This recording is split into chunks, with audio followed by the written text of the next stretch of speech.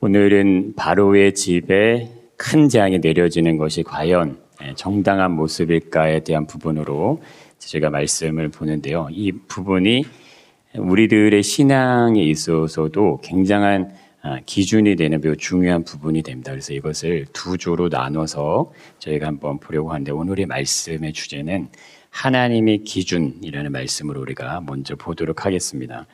우리 지난주에 성경을 자세하게 보아야 되는 이유들 중에서 하나님을 오해하지 않기 위해서라도 해봐야 된다, 이런 부분을 보았는데, 하나님께서 아브라함의 아내의 일로 바로와 그 집에 큰 재앙을 내리십니다.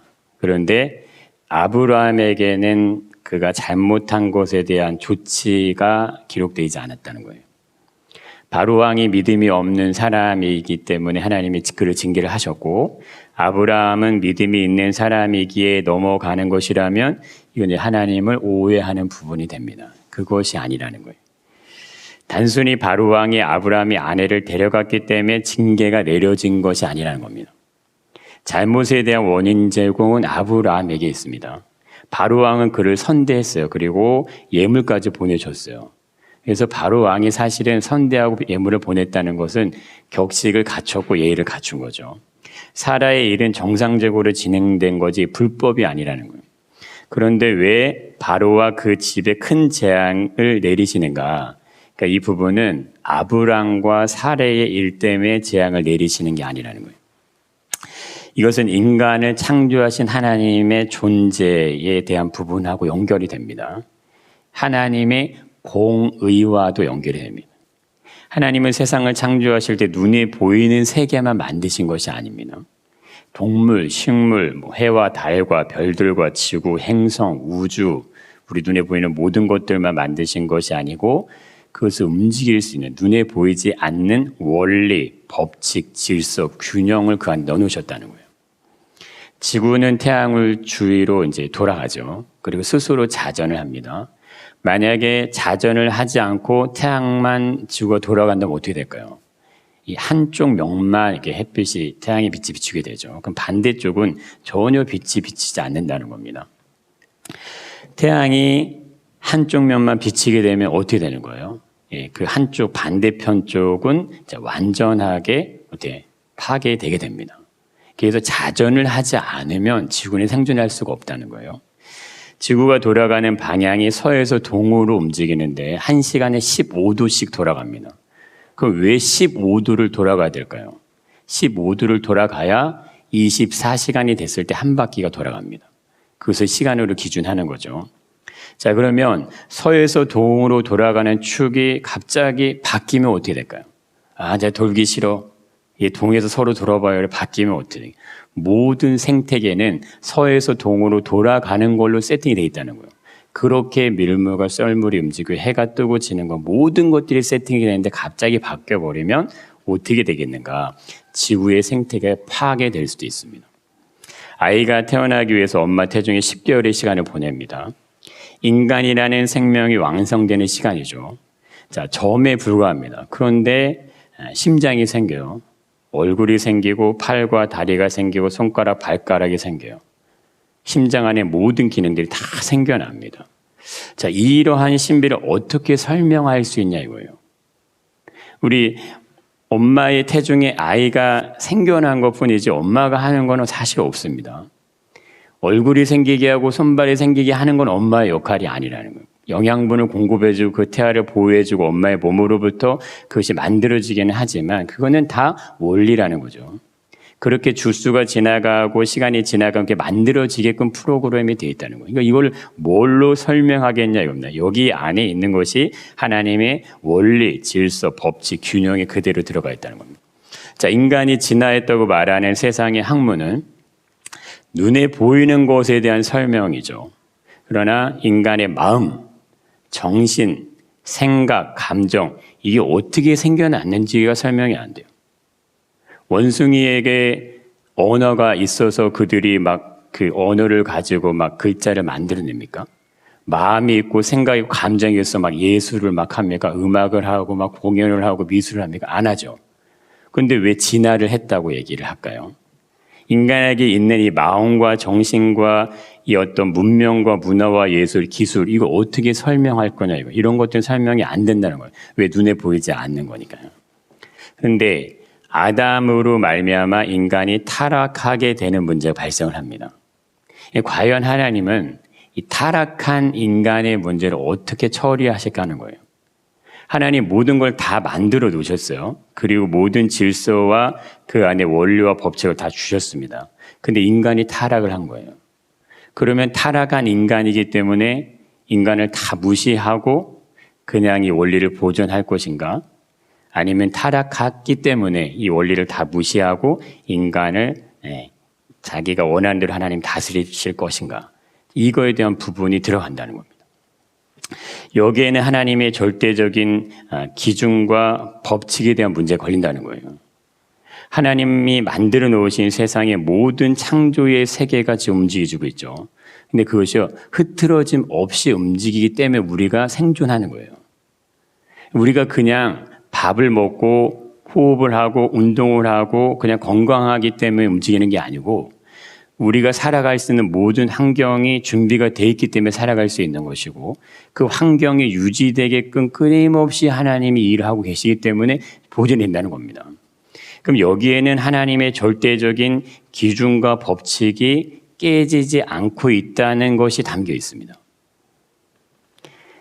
지구라는 행성 안에 살아가는 인간에게 허락된 자유에 대한 부분도 하나님이 인정하신다는 거예요. 그거를 깨지 않으신다는 거예요.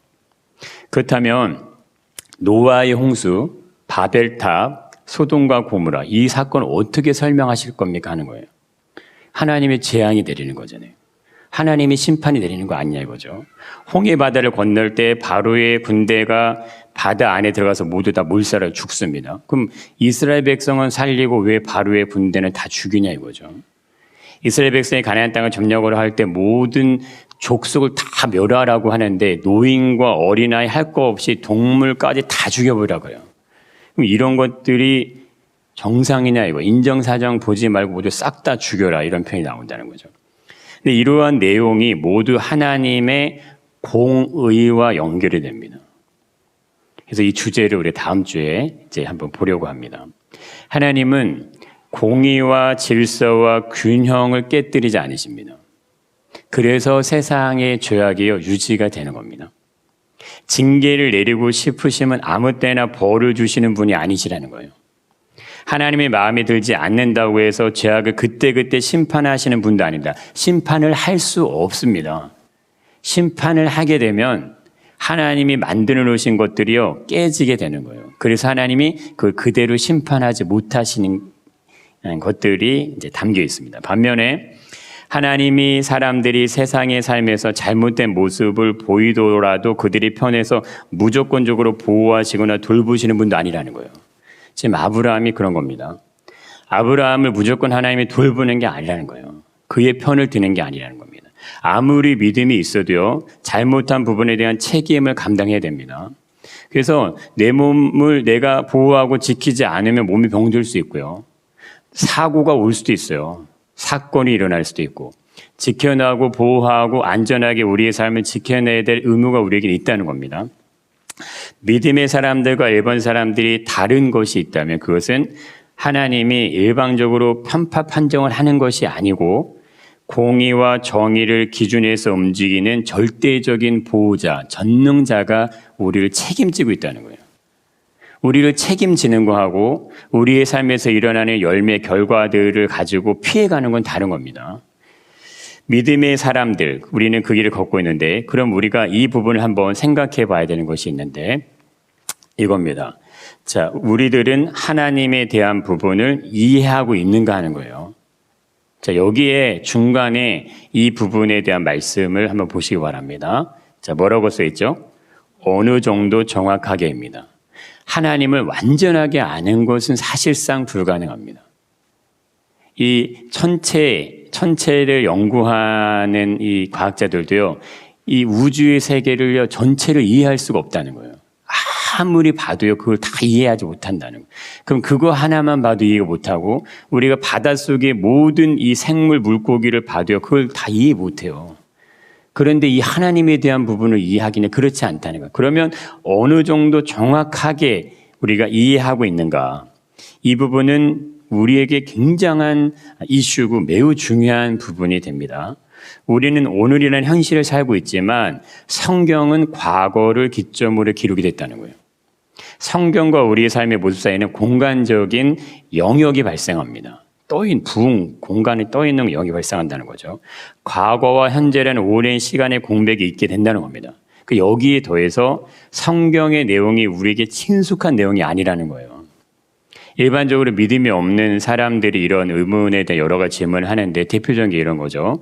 우리나라 신도 아닌 유대인들이 믿는 신을 왜 믿어야 되냐? 이런 질문 많이 합니다. 왜 이스라엘 역사의 사건들이 중심이 된 구약의 성경이 마치 진리인 것처럼 받아들여져야 하는가? 이런 의문을 많이 제기한다는 거예요. 우리나라 신이 아니잖아요. 하나님은. 우리들과 전혀 관계없을 것 같은 고대 팔레스타인 지역에 일어났던 2000년 전의 일, 그리고 구역으로 본다면 3000년, 4000년 전 역사에 대한 이야기를 오늘을 살아가고 있는 우리들이 알아야 될 이유가 있냐 이거예요. 이건요, 정말 진지하게 우리가 질문해 봐야 되는 거예요. 그냥 무조건 믿으라고 하기에는 풀리지 않는 의문점들이 많이 생겨납니다. 그래서 신앙을 그냥 무조건 믿어, 그냥 무조건 교회 다녀라고 하면 안 돼요. 이해를 시켜줘야 돼요. 상대방이 왜 교회를 다녀야 되는지에 대한 부분이 이해될 수 있는 부분을 자꾸 건드려줘야 됩니다. 그래서 신앙은 반드시 확인이 되어지는 과정들을 필요로 하게 됩니다. 나를 보니까 정말 하나님이라는 분이 계신 것 같네라고 느껴지면 그러면 내가 아무 말 하지 않아도 그것이 그들을 변화시켜서 끌고 들어옵니다. 믿음 안으로. 근데 그것이 안 될 때는 충분히 믿음에 대한 증거들이 나타나는 것이 있든가 아니면 그것이 설명이 되어져야 된다는 거예요. 우리들이 믿는 것이 무엇인지를 정확하게 이해하는 건요, 상당히 중요합니다. 중증의 병을 가지고 있는 환자를 진단하는 의사는 자신의 경험을 바탕으로 해서 판단을 내리지 않죠. 철저하게 검사를 통해서 종합적인 판단을 내립니다. 근데 이거 보세요. 경험이 없어서 그렇게 하냐 이거예요. 이 환자를 딱 보니까 이러한 증상이 있네. 그걸 모르기 때문에 검사를 하냐 이거예요. 그것이 아니고 정확한 정보를 기준해서 결정을 내리기 위한 과정이죠. 중증이 더 심해질수록 그럴 수밖에 없다는 거예요. 우리 안에 믿음에 대한 확실한 이해를 가지는 과정이 휴반되지 않는다면 더 이상의 성장이 일어나지 않는 단계에서 멈출 수도 있습니다. 오랜 시간 신앙생활을 했지만 진전된 삶의 모습이 생겨나지 않는 거예요. 왜 그럴까? 나를 변화시켜낼 만큼의 정확한 정보, 그것이 나에게 주어지지 않는 겁니다. 혹은 그거 주어졌는데 받아들이지 않는 거예요. 교회를 다녔지만 66권의 성경에서 이야기하고자 하는 메시지 내용들을 정확하게 이해하지 못하고 교회를 다니게 되면 신앙의 연수는 상관이 없습니다. 우리의 신앙은 초보적인 단계를 넘어서지 못할 수 있어요. 그냥 거기서 멈추는 거예요. 믿음에 대해서 우리는 끊임없이 스스로에게 계속 질문을 하셔야 돼요. 우리가 이 물건을 하나 사도 뭐를 살지 보잖아요. 우리가 누구를 만나려고 해도 그냥 대충 집에서 입던 옷 입고 나가지 않습니다. 중요한 사람을 만날수록 더 준비를 하고 나가는 것처럼 믿음에 대한 부분은 계속적인 질문이 있어야 됩니다. 나는 무엇을 믿고 있는가? 이것은 나는 왜 교회를 다니고 왜 예배의 자리에 있는가와 연결이 되죠. 근데 이것에 답을 할 수 있다면 그 다음은 성경에 기록되어 있는 믿음의 사람들이 가졌던 어떤 그 삶의 모습, 그들이 보여주는 모습하고 오늘의 현실을 살아가고 있는 지금의 내가 가지고 있는 모습에 어떠한 차이가 있는가, 이거를 반문하셔야 된다는 거예요. 있다면 무엇이 다른가, 이거 보셔야 된다는 겁니다. 우리들이 신앙이 성경에서 이야기하는 부분에 대한 바른 이해를 가지지 못하게 된다면 우리는 하나님에 대한 오해를 얼마든지 가질 수 있는 요인들이 우리 안에 존재하게 됩니다. 올바른 신앙의 모습은 무조건적인 순종이 먼저 아닙니다. 그래서 순종을 사실을 먼저 가르치는 게 아니에요. 하나님은 아브라함에게 순종을 먼저 가르치지 않습니다. 하나님이 누군지에 대한 바른 이해가 그게 우선되는 거예요. 하나님이 누군지를 알아야 순종이 되는 겁니다. 그걸 거꾸로 하면 안 된다는 거예요. 하나님이 누구신지 정확히 알아야지만 그 다음에 순종이 일어나는데, 이 좋은 예가 예수님을 따랐던 12명의 제자들입니다.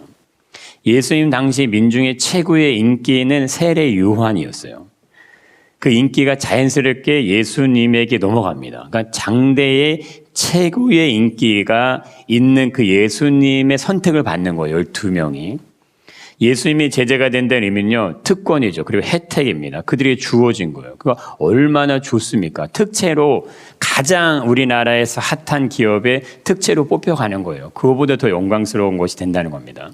수많은 군중입니다. 엄청나게 많은 사람들 중에서 택함을 받은 거예요. 그러나 이러한 선택이 그들의 믿음을 보장해 주는 건 아니라는 거예요. 선택을 받았기 때문에 모든 게 다 완벽하게 세팅되는 것이 아니라는 거예요. 예수님이 십자가의 죽음에 대한 이야기를 하실 때 누구도 그 말을 이해하지 못합니다. 골고다 언덕에서 군병들이 예수님이 잡히실 때 제자들 모두 다 도망을 가죠.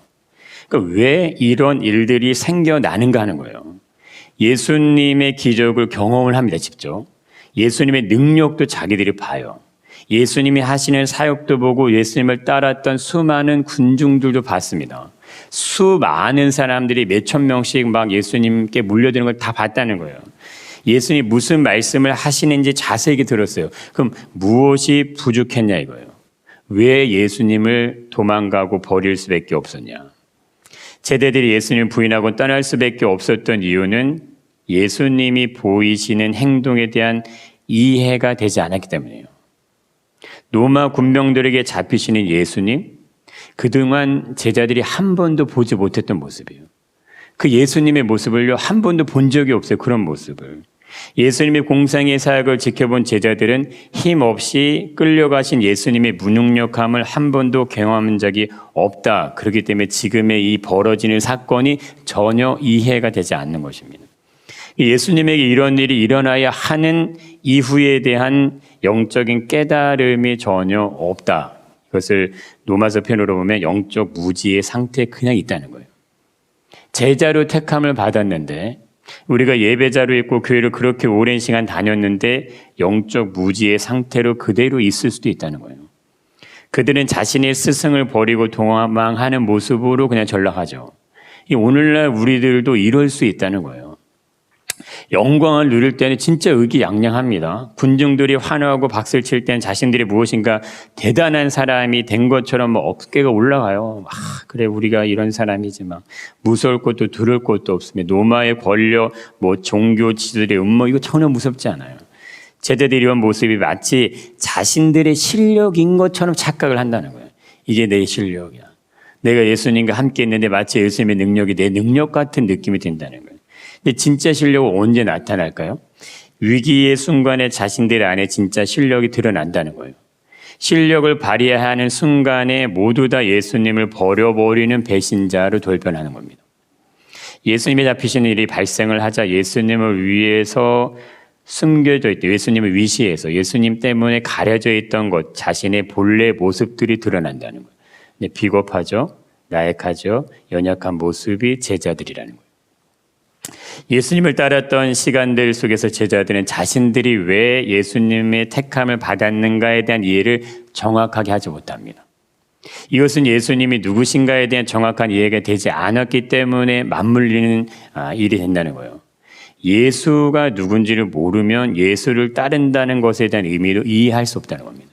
오늘날 우리가 하나님이 누구신지를 제대로 모르면 하나님을 온전히 예배하고 그분을 영광에 내고 그분의 자녀가 되고 생명의 면류관을 얻는 것이 안 될 수도 있다는 거예요. 대중들에게, 군중들에게 수많은 찬사와 존경과 박수를 받는 것에 취해서 예수님이 가고자 하는 하나님의 어린 양으로서 순종에 대한 의미를 이해하지 못한다는 거예요. 예수님이 로마 군병들에 잡혀가실 수밖에 없는 이유를 이해하는 건 어렵습니다. 쉽지 않습니다. 그래서 예수님도 제자들에게 자신이 잡혀가실 것을 연속해서 얘기하십니다. 그냥 잡혀가지 않으세요. 자, 17절에 이렇게 얘기하십니다. 예수께서 예루살렘에 가실 때 12 제자에게 따로 얘기를 하시는 거예요. 자, 보라, 우리가 예루살렘으로 간다. 인자가 대제사장들과 서기관들에게 넘겨짐에 그들이 죽이기를 거리를 할 것이다 이거예요. 이방인들에게 넘겨주어 그를 조롱하며 채찍질하며 십자가에 못 박게 할 것이나 제3일에 살아나리라. 이걸요 얘기하신다는 거예요. 얘기하지 않는 게 아닙니다. 제자들은 예수님이 앞으로 어떻게 될 것인가에 대한 구체적인 설명을 들었어요. 그것도 3번씩이나 계속해서 가르쳐 주십니다. 그것이 무슨 의미인지를 전혀 생각하지 못합니다. 왜 그럴까 하는 거예요. 자신들이 원하는 일이 아니었기 때문에 그렇습니다.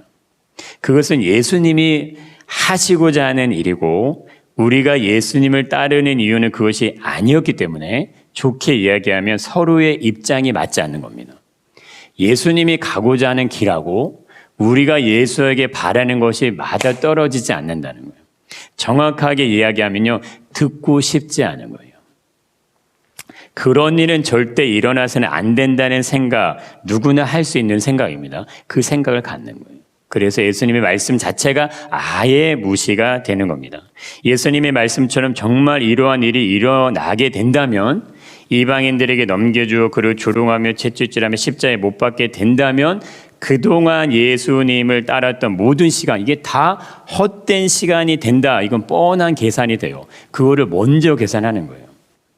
자신들의 셈법으로 출세, 성공, 명예, 인생의 목표, 목적, 이것이 다 물거품이 됩니다. 그게 더 중요한 거예요.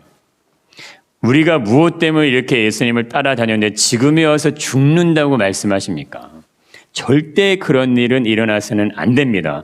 일어나지도 않을 겁니다. 이렇게 굳게 믿는다는 거예요. 예수님의 말씀이 제자들에게 들릴 수 있을까 하는 거예요. 3번씩이나 자신의 얘기를 해주지만 그것이 과연 들리겠는가? 오늘날 우리 현실의 삶에서도 이것이 동일한 부분입니다. 하나님을 제대로 알지 못하면 현실은 믿음을 이기는 겁니다. 믿음보다 현실의 삶의 환경과 사건들이 우리에게는 더욱 중요한 위치에 있을 수밖에 없어요. 내 감정과 내가 생각하는 어떤 기준들이 더 높은 자리에 갑니다. 믿음이 있지만 그 믿음이 우리의 삶을 움직여가는 것 같은데 삶의 크고 작은 일들이 우리의 마음은 흔들 때 우리는 하나님을 선택하지 않습니다. 이게 중요한 거예요. 현실을 선택하는 쪽으로 간다는 거예요. 십자가의 고난 앞에서 제자들이 이 선택을 하는 거예요. 예수를 선택하지 않고 현실을 선택하는 겁니다. 제자들의 선택은 당연히 예수님일 줄 알았어요. 예수님이 그들을 특별히 택해서 특권도 권리도 주고 기적도 보여줬으니까 당연히 제자들도 예수님을 선택하겠지 이렇게 생각했는데 그들은 현실을 선택한다는 거예요. 우리에게 이러한 선택의 순간 찾아온다면 어떤 선택을 하시겠냐 하는 거예요. 나는 절대 예수님을 부인하지 않겠습니다 말한다면 왜 그런 선택을 하셨나요? 라는 어떤 질문이 따라오는데 그에 대한 답을 명확하게 하셔야 되는 거예요. 나는 어떠한 일이 있어도 예수를 절대 부인하지 않을 거야. 왜 부인하지 않을 건데요? 그 답을 하실 수 있어야 된다는 거예요. 제자들의 선택은 현명한 거예요. 어떤 시각으로 보면 현명할까요? 세상의 기준으로 보면은 현명하다는 거예요. 현실적인 입장에서 보면은 현명하다는 거예요. 예수님과 같이 잡혀가는 것보다 도명하는 것이 더 좋은 거예요. 이러한 선택을 만약에 돌려서 믿음의 시각으로 성경의 입장으로 하나님의 관점으로 본다면 어떻게 평가가 될까 하는 거예요. 현명한 모습이라고 말하지 않습니다. 세상은 믿음으로 살아가는 사람들에게 현명하다고 말하지 않아요. 적당히 믿음과 세상을 섞어가는 사람에게 현명하다고 말해요. 이게 중요한 부분입니다. 세상은 정말 믿음대로 살아가는 사람을 현명하라고 말하지 않아요. 근데 성경에서는 반대로 얘기합니다. 적당히 섞여가는 사람에 대해서는 이런지 언급하지 않아요. 진짜 믿음으로 가는 사람들에게 성경은 초점이 있어요. 믿지 않는 사람들은 아예 배제가 됐습니다. 성경에서는. 그러나 세상에 한 발, 믿음에 한 발 있는 자들에겐 계속 경고의 등이 울려가고요. 경고의 메시지를 예수님이 계속 얘기를 해주십니다. 그러나 예수 그리스도의 말씀을 듣는 자는 진짜 믿음 안에 있는 자들이 듣는 거예요. 잃어버린 영혼을 찾으러 왔다는 예수님의 말씀은 정말 예수의 말씀을 들을 수 있는 자들을 찾아서 구원하시기에 왔다는 의미가 된다는 겁니다. 현실과 믿음의 갭은 이거 상당한 갭입니다. 서로의 타협점이 생길 수 있는 것 같은데 그렇지 않다는 거예요. 이 부분을 이해시켜주는 본문이 있는데 부자와 거지 나사로 이야기에서 나옵니다. 거지가 죽어서 천사들에게 받들려 아브라함의 품으로 들어가고 부자도 죽어 장사가 되는데 근데 어떠한 내용들이 나오냐면 이 부분이 나옵니다. 그가 음부에서 고통 중에 눈을 들어 멀리 아브라함과 그의 품에 있는 나사로를 봤다는 거예요. 누굽니까? 부자입니다. 부자가 죽었는데 이거를 보고 있다는 거예요. 근데 그 다음 말씀에 이런 말씀이 나옵니다.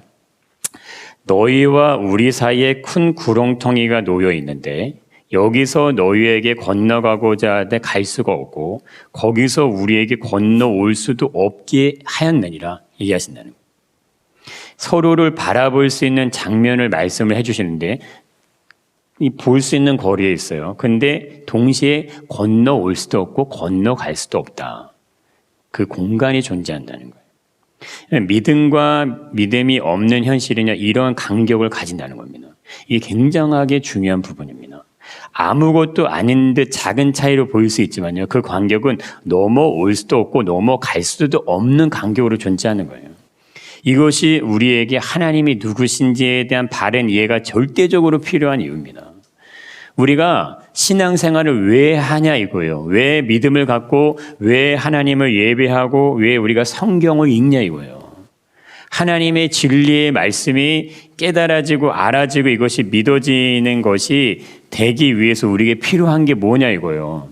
세상의 삶의 모든 요소들이 갖춰지면 믿음은 그 다음에 좋을 수 있고 이게 세워질 수 있고 더 열심히 신앙생활을 할 수 있고 그런 차원의 것이 아니라는 거예요. 의사가 환자를 치료할 때 어떻게 치료를 해야 하는지에 대한 정확한 방법을 모르고 있다면 환자를 치료하는 것이 불가능합니다. 중대한 수술을 해야 하는데 어떻게 해야 하는지 적당하게 이해를 하고 있어요. 수술을 성공할 확률은 난이도가 높을수록 제로에 가깝습니다. 아무리 전문적인 지식과 경험을 가졌어도요, 정확성이 떨어지면 실패할 확률은 엄청나게 늘어나죠. 육신의 몸을 다루는 일도 이렇게 어려운 영역입니다. 하물며 영적인 영역에 대한 이해를 가지는 것을 쉽게 생각한다면 이게 과연 맞아 떨어지겠냐 하는 거예요. 믿음이 있는 우리들에게는 여러 가지의 질문들이 생겨날 수밖에 없어요. 모든 사람이 믿음을 가지고 살아가는 세상이 아니죠. 현실의 삶은 믿음의 모습가로 돌아가지 않습니다.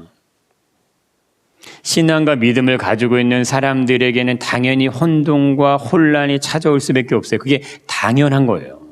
내가 세상의 삶을 사는데 내 안에 믿음이 있는데 세상의 삶에서 부딪힘이 없는 거 아닙니다. 부딪힘이 있어야 되는 거예요. 세상의 삶을 살아내는 게 너무 힘들어야 돼요. 왜? 그들은 믿음이 없거든요. 이것을 느낄 수 있는 것이 정상이라는 거예요. 우리가 살아가고 있는 현실과 성경의 말씀해 주신 믿음 사이에 벌어져 있는 일들에서 성경의 말씀들이 어떻게 나의 삶에서 적용될 수 있는가, 이것이 우리에게 계속적인 고민이라 이거예요. 어떻게 세상을 이해하고 믿음을 세상 가운데 들어가서 살아내야 되는가, 둘 중에 하나인 겁니다. 싸워서 부딪히면서 그 길을 가면서 이겨내든가 아니면 타협을 하는 거예요. 적당히 맞춰가는 겁니다. 그러나 매 순간마다 호흡을 하는 것처럼 따라와야 되는 거예요. 그 부딪힘이. 그것이 정상적인 믿음의 과정입니다. 내 속에는 내 마음, 내 생각, 감정, 육심대로 움직이는 모습, 이게 우리에게 익숙해요. 그것이 잘못된 것이라도 익숙하기 때문에 그냥 그대로 삽니다. 바꾸려는 생각을 하지 않아요. 왜냐하면 내가 살아오면서 나의 삶의 환경으로부터 체득이 된 거예요. 그러니까 내가 원해서라기보다도 살다 보니까 내 몸에 자연적으로 익혀진 거예요. 근데 이 모습이 이렇게 표현될 수 있습니다. 나는 나야. 내가 살아온 인생까지 건드릴 필요는 없잖아. 이렇게 얘기하는 거예요. 나는 난데 왜 내 인생 살아온 내 인생까지 건드리려고 그래? 이런 표현이 합니다. 그런데 예수님을 믿으려면 그것이 바뀌어야 돼요. 왜 그럴까? 예수님의 십자가에서 죽으심은 나의 이러한 모습 때문에 죽었다. 그렇게 성경이 선언하는 거예요. 제자들이 로마 군병들에게 잡히신 예수님을 눈앞에 두고 버리고 도망을 가는데 그럼 어떻게 하면 도망가지 않을 수 있을까요? 예수님의 말씀을 들으려고 해야 가능해지는 거예요. 예수님의 말씀을 어떻게 들을 수 있냐? 그럼 나보다 예수님이 더 절대적이셔야 합니다. 로마 군병들에게 잡히시는 예수님은 제자들에게 절대적인 분이 아니에요. 예수님을 사랑했고 예수님이 가시는 길이 어려운 길이라도 기꺼이 따라갈 마음도 있어요. 없다는 게 아닙니다. 그러나 그것은 마음이었지 행동까지 이어지는 진실함이 아니었어요. 왜 그럴까? 절대적이지 않기 때문에 그런 거예요. 그렇다면 어떻게 하면 절대적일 수 있을까? 마음을 먹는다고 되지는 않습니다. 의지를 갖는다고 되는 것도 아니에요. 결심을 단단히 한다고 되어지는 그 일도 아닙니다. 우리들이 내 육신의 자녀를 사랑하는 거하고는 차원이 완전히 다른 거예요. 예수님을 절대적으로 이해하고 그분을 인정하고 내 삶의 최고의 기준으로 할 수 있는 길은 나는 할 수 없습니다. 우리는 그거 할 수 없는 거예요. 인간으로서 해낼 수 없는 방법이 그겁니다. 제자들이 예수님을 부인하고 떠날 수밖에 없는 건요, 사실 당연한 결과예요. 제자들이 미련하고 어리석음 때문만이 아니라는 거예요. 자신들이 원해도 그 일을 할 수 없는 일이라는 것을 예수님 자신도 알고 계세요. 예수님을 베드로가 3번이나 부인을 하는데 이 부분에 대해서 예수님이 코멘트 달지 않아요. 너 어떻게 나한테 그렇게 할 수 있어? 이런 얘기 하지 않는다는 거예요. 근데 왜 3번씩이나 죽음을 설명해 주시는 이유가 뭐냐 이거예요. 깨닫지도 못하는 이들에게 왜 그걸 설명해 주시냐? 죽음 이후의 일들에 대한 준비를 하시는 겁니다. 내가 부활하고 난 다음에 일어난 일들을 너희들이 준비하고 그것을 행해야 되기 때문에 미리 설명해 주시는 거예요. 로마서에서 이걸 이렇게 설명해 주십니다. 의인을 위하여 죽는 자가 쉽지 않고 선인을 위하여 용감해 죽는 자가 혹 있대요. 그러나 우리가 아직 죄인 되었을 때 그리스도께서 우리를 위하여 죽으셨다 이거예요. 하나님께서 우리에게 대한 자기의 사랑을 확증했다 이렇게 얘기하십니다. 예수님의 죽으심을 경험하는 사람들만이 예수님이 절대적인 분이 될 수 있습니다. 예수님과 함께 죽는 것을 경험하는 방법, 그 한 가지 방법 위에는 예수님은 절대 우리 삶에 절대적인 분이 되지 않으세요. 그렇다면 우리들이 예수님을 믿는다면 어떠한 현상들이 생겨나는 것이 정상적일까? 힘들어야 합니다. 쉬운 게 아니에요. 예수 믿는 건. 믿음을 갖는다는 것이요. 괴로워야 되고 고돼야 돼요. 고통스러워야 돼요. 절망스럽고 낙심되고 포기하고 싶은 마음이요. 수시로 올라와야 돼요. 그게 믿음의 길에서 만들어지는 모습들이에요. 왜 이런 마음이 들까요?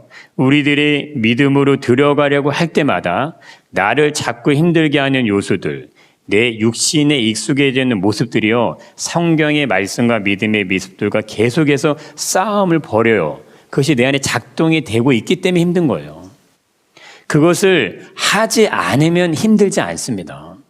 교회 다니는 거 편안할 수 있고 여유로울 수 있고 좋을 수 있어요. 교양이 있을 수 있고 너무 좋을 수 있어요. 그러나 힘들지 않고 괴롭지 않고 평안하게 신앙을 가지는 건요. 나를 바꿔내지 못해요. 내가 안 바뀌어요. 몇십 년 동안 한 번도 목욕을 한 적이 없는 사람에게 겉옷을 바꿔 입히는 거하고 몸에 묻어있는 묵은 때를 벗겨내는 건 전혀 다르죠.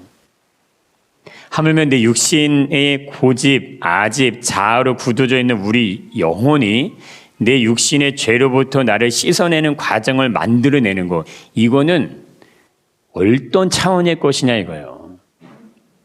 육신의 잿된 모습 안에 있던 나라는 존재가 믿음 안에 있는 영역으로 들어가는 건 사실상은 불가능입니다. 일어나지 않는 일이에요.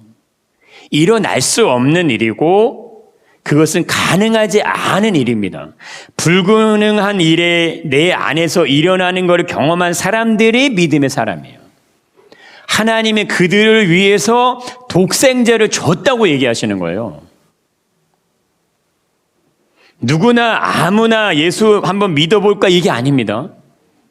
불가능한 일인데 우리가 바뀌고 우리의 육신의 죄된 본성으로부터 내가 하나님의 사람으로 만들어져가는 그 과정을 지나는 사람들, 예수와 함께 십자가의 죽음이 뭔지를 경험하는 사람들, 그들을 위해서 생명의 면류관이 준비되는 거지. 하나님의 나라가 있는 거지. 교회를 다니는 사람들을 위해서 있는 게 아니에요. 이것이 가능할 수 있는 유일한 조건이 독생자 예수가 십자가에 죽는 거예요. 그러니까 하나님이 왜 자신의 아들을 고통의 고난의 죽음의 십자가로 가게 하셨는가? 사랑하지 않기 때문에 그러셨냐? 사랑하기 때문에 그랬다. 성경은 이렇게 얘기합니다. 이게 역설이죠. 하나님의 사랑의 의미는 독생자 아들을 죽일 만큼 죄에 대한 처절한 대가 지불이 담겨 있는 거예요. 너희들의 죄 때문에 내 아들을 죽일 수밖에 없는 그 하나님의 심정, 마음이 담겨 있어요. 근데 그것을 쉽게 받아들이려고 하면 그것이 우리 안에 들어와지겠냐 이거예요. 끊임없이 우리를 방해하는 세력들이 있는데, 우리의 죄 때문에 자신의 독생자 아들을 죽일 수밖에 없다. 그런데 그 사랑의 크기가 자신의 아들을 죽이는 것조차 허락되어질 만큼 크다는 거예요. 예수님이 겟세마네 동산에 기도하신 장면을 생각해 보시면 됩니다. 예수님은 나를 대신해 십자가에 지시는 과정들이 힘드셨어요. 땀방울이 핏방울이 되는 것 같은 고통이 따라왔는데, 우리들이 예수님을 믿는 과정이 쉽다면 무엇인가 잘못된 거 아니냐 이거예요. 우리가 하나님을 오해하고 있지 않냐 이거예요. 예수님이 죽으시면 낭만이 아닙니다. 고상한 가치가 담긴 일도 아니고 영화에서 보는 것처럼 눈에 보여지는 모습만이 다가 아니에요. 예수님이 채찍에 맞는 순간 나의 죄가 떨어져 나가는 겁니다. 이게 채찍에 때려서 그 살점이 찢겨 나간다고 하잖아요. 우리가 나중에 내위기 제사법을 한번 영상을 보시겠지만, 이게 둘둘 감아서 쫙 던지면 낚싯대와 같대요. 만약에 눈에 걸리면 눈이 찢어지고 눈알이 빠져나간다는 거예요. 만약에 여기에 걸리면 이게 다 찢어져 나간다는 거예요. 그렇게 채찍에 이런 어떤 고리 같은 게 이게 납덩어리 같은 게 묻어 있어서 박히는 겁니다. 그냥 촥 박혔다가 확 뜯어내는 거예요. 예수님의 채찍에 맞는 순간 나의 죄가 떨어져 나가는 게 십자가나 현장이에요. 그런데도 나의 감정과 고집과 자아를 그대로 내버려 두라고 한다면 예수님의 죽으심과 연결될 수 있는 유일한 길을 막아서는 겁니다. 이거 열리지 않고는 안 되는 것입니다. 채찍에 맞아 살덩어리에 찢어지는 고통 중에도 순한 어린 양과 같이 참으시는 이유는 우리의 죄로 인한 형벌을 대신해서 맞으시는 거지, 그 고통, 육신의 가해진 고통을 참는 게 아니에요. 우리의 죄된 본성에 대한 대가를 참으시는 것이 자신의 몸이 찢어지는 걸 참는 게 아니라니까요. 그래서 성경에 나타나는 믿음의 사람들은 자신의 생명을 내어놓습니다. 그 가치가 무엇인지를 알기 때문에 자신의 생명을 내어주면서라도 믿음이라는 분명한 진리를 끝까지 놓치지 않기 위해서 싸운다는 거예요.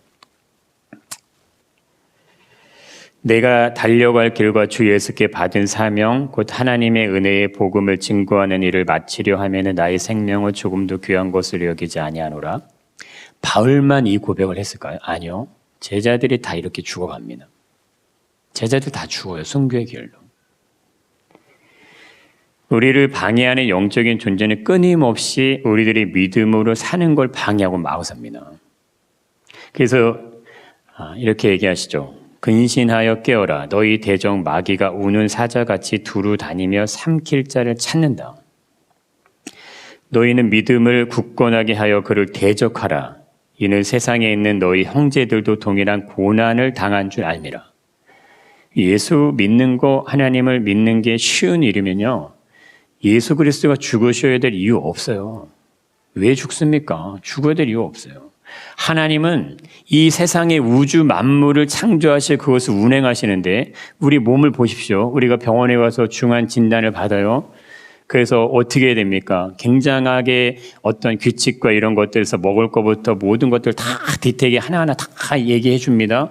그걸 지켜야 되죠. 안 지키면 안 돼요. 치료가 안 되니까. 하물며 하나님이 우리 인생의 죄에 대한 문제를 풀어내시기 위해서는 얼마나 디테일하게 하나님의 어떤 일하심이 필요하겠냐 이거예요. 우리가 아무리 훌륭하게 신앙생활을 해도 내가 바뀌지 않으면 내 감정, 고집, 자아, 철학, 방법, 느낌, 가치, 목표 이게 건드려지지 않으면 내가 살아오면서 내 안에 녹아져 있는 육신의 모습들이 본질적인 나라는 존재의 모습들이 변화가 일어나지 않으면 나는 진짜가 될 수 없어요. 나를 바꾸어 놓는 절대적인 일들이 반드시 생겨나야 됩니다. 이게 십자가예요. 이게 신앙의 싸움입니다. 그거 일어나기 위해서 기도하시는 거예요. 내가 생각하고 기대하는 것을 바꾸지 않으면, 내가 바라고 꿈꾸는 기준하는 가치들이 변하지 않으면 예수님 말씀 안 들립니다. 절대적으로 될 수 없어요. 예수님이. 내 자녀, 돈, 내 자존심, 내 감정보다 예수님이 더 소중해야 돼요. 내 십자가보다 더 소중한 것이 있게 될 때 예수님은요, 부인되는 거예요. 그럴 수밖에 없어요. 왜 그럴까? 하나님께서 인간의 죄에 대한 문제를 푸시는 방법에 그거 담겨 있어요. 하나님은 절대적인 기준을 가지고 죄의 문제를 푸는데 우리는 절대적인 기준을 가지고 예수를 따르냐 이거예요. 우리가 그 기준에 합당하지 않게 되면 우리는 예수님의 십자가와는 상관이 없는 사람이에요. 교회를 다니고 예배자리에 앉아 있어도 상관없어요. 예수님이 이런 말씀하시죠. 읽어보겠습니다. 나더러 주여 주여 하는 자마다 천국에 들어갈 것이 아니요 다만 하늘에 계신 내 아버지 뜻대로 행하는 자야 들어가리라. 예수님이 왜 이 얘기를 하시겠냐 이거예요. 그날에 많은 사람이 나더러 주여 주여 우리가 주의 이름으로 선지자 노릇하며 주의 이름으로 귀신을 쫓아내며 주의 이름으로 많은 권능을 행하지 아니하였나이까 하려니 그때 내가 그들에게 밝히 말하겠다 이렇게 얘기하십니다. 그러면서 내가 너희를 도무지 알지 못하니 불법을 행하는 자들아 내게서 떠나가라 하리라. 날마다 매 순간마다 예수님이 부인되는 현장에서 구원이 이루어진다고 한다면 굳이 독생자 아들을 죽이시는 대가 지불을 하실 이유가 없습니다. 하나님이 그렇게 생각에 짧지 않으시겠죠. 누구든지 사람 앞에서 나를 시인하면 인자도 하나님의 사자들 앞에 그를 시인할 것이고 사람 앞에 나를 부인하는 자는 하나님의 사자들 앞에서 부인을 당하리라 얘기하시는 거예요. 성경의 말씀이 아무리 진리의 말씀이라도 내 삶을 송두리째 뒤집어 놓지 않으면 그건 진리가 아닙니다. 결국 그것을 막아서는 거, 그거에 결정적으로 작용하는 하나님을 오해하게 만드는 거예요. 좋으신 분이고 사랑이 많으신 분이니까 다 이해하실 거야. 하나님은 사랑이라고 하셨으니까 내 연약함도 나의 부족함도 나의 어떤 죄된 그거 다 이해하실 거야. 나는 본래 이렇게 살아왔던 사람이고 내 안에 이런 기질이 어쩔 수 없어 부모로부터 물려받은 건데 그거 깨부시기 위해서 예수님 죽으신 거예요. 아무리 예수님의 능력과 권능을 경험하는 자리에 있어도 진짜가 되지 않으면 예수님의 십자가에 죽으심을 나는 한 번도 경험하지 못할 수 있습니다. 하나님은 자격 없는 우리를 왜 부르셔서 그의 아들에게 죄의 짐을 지게 하셨을까 하는 거예요. 우리를 진짜로 만드시기 위해 부르시는 거예요. 믿음은 너의 삶에서 하나님이 누구신지를 증명하라고 말하지 타협하라고 얘기하는 거 아니에요. 세상의 삶이 그토록 너에게 소중한 것처럼 나의 아들의 죽음은 그보다 더 소중하다고 말씀하십니다. 나의 아들의 죽음에 대한 가치를 아는 자녀들 우리가 될 수 있게 축복합니다.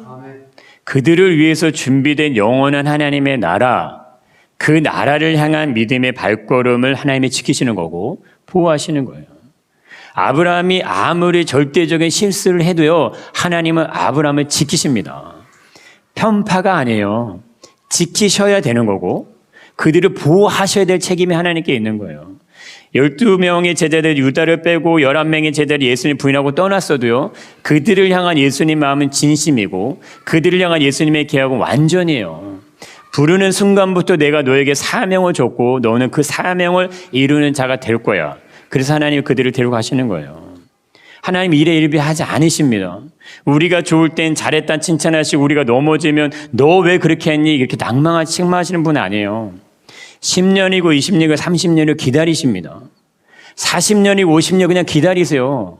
마지막 순간에 아버지를 찾고 예수를 찾고 믿음을 찾으면 그래도 구원하시는 분이 하나님이세요. 하나님의 깊은 은혜가 있으시고 축복합니다.